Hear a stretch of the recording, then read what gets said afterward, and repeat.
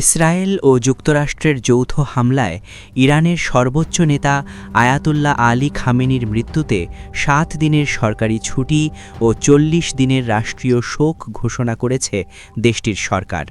ইরানের সর্বোচ্চ ধর্মীয় নেতা আয়াতুল্লাহ আলী খামেনির নিহতের সংবাদটি নিশ্চিত করেছেন ইরানের সংবাদমাধ্যম তাসনিম ও ফার্স নিউজ এজেন্সি।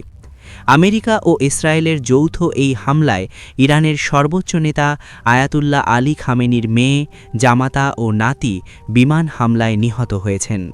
এছাড়াও ইরানের শীর্ষ রাজনৈতিক উপদেষ্টা আলী শামখানি এবং IRGC-এর কমান্ডার মোহাম্মদ পাকপুর নিহত হওয়ার সংবাদে মধ্যপ্রাচ্য জুড়ে নতুন করে উত্তেজনা ছড়িয়ে পড়েছে।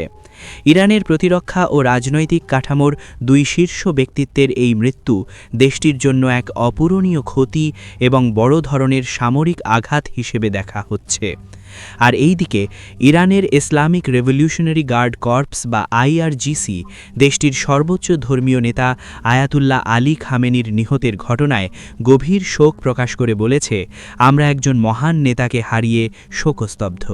বিবৃতিতে আরও বলা হয়েছে, মানবতার সবচেয়ে নিষ্ঠুর সন্ত্রাসী ও জল্লাদদের হাতে খামেনির এই শাহাদাত প্রমাণ করে যে এই মহান নেতা বৈধ এবং ন্যায়সঙ্গত ছিলেন।